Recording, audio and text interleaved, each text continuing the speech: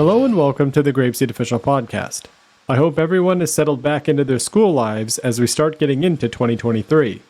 With how busy we all tend to get at the end of the year, it is a good time to recap some of the recent episodes, giving you an introduction into some you may have missed completely, or just reminding you of some of the best clips from recent episodes.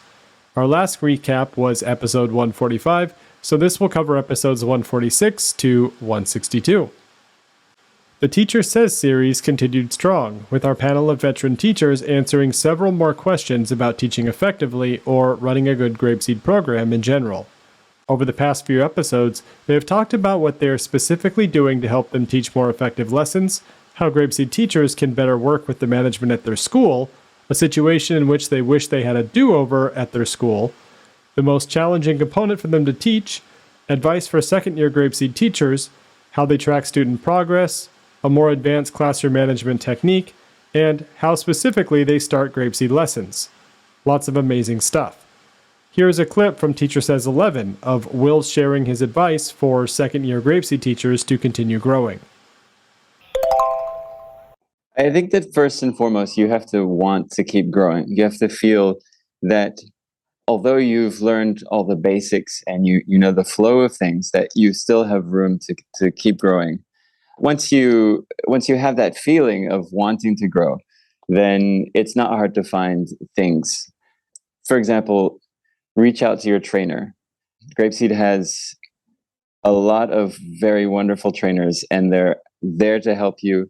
And contact them, contact him or her, and talk about anything. Read the teacher's manual. I often find that just reading the lesson plans gives you questions and it tells you what to do in the specific lesson. But by reading the teacher's manual, you can see the reasons behind the questions and the reason behind the different activities that you do. Listen to the podcast. Every week is very interesting. Make notes about your lesson. Watch professional development videos on the portal.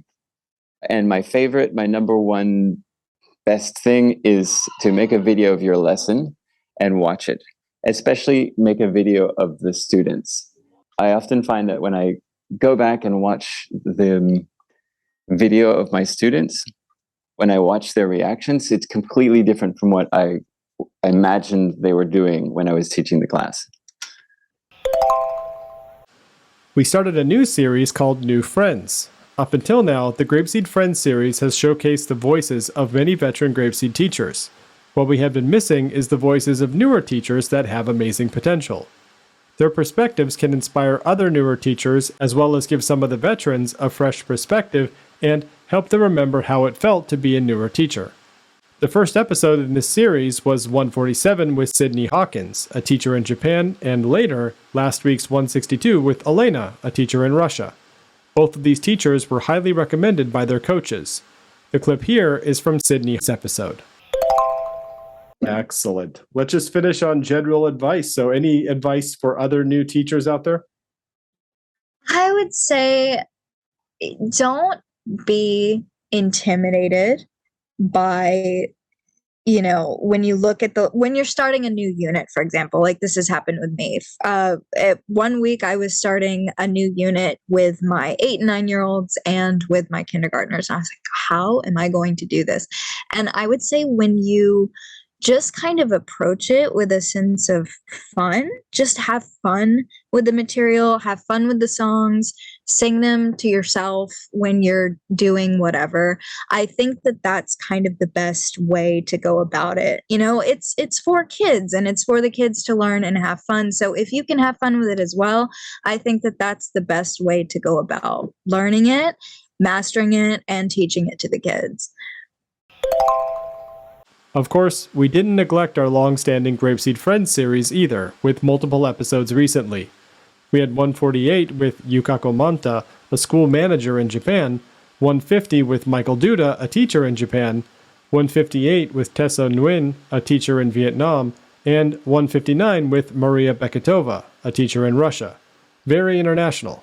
I'd like to share a clip from 150 with Michael Duda here. moving from happy times to a little bit more challenging times, what was one challenge you had teaching GrapeSEED and how did you overcome it? So I'm sure this is often used as an example, but it's something I have to talk about if I'm going to be honest, because it continues to be a challenge I fight with, to try to improve on year after year with mixed results. And it is, of course, good old classroom management. I really love to have a freedom of expression in my class, allowing kids to comment freely. And I really encourage and praise children who ask comprehension questions.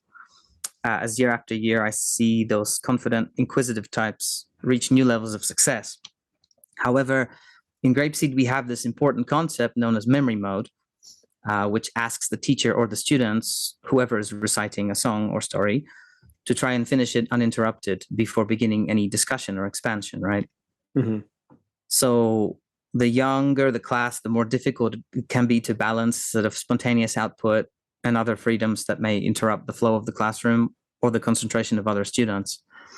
And it often takes a few units even before all students kind of grasp the concept of listening patiently until a story is done, and then raising their hand to try to comment and ask questions when a unit is new, especially. And then by the time we are nearing the end of a unit, they are given a lot more freedom, or at least in my classroom, to heckle or begin discussions.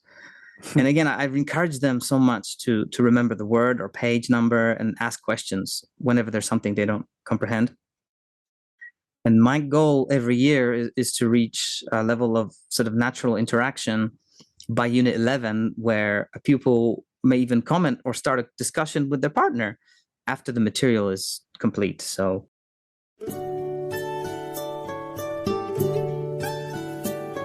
goodbye, my friends, goodbye. I'm sad to say goodbye. It was a good day, but now I will say goodbye, my friends, goodbye.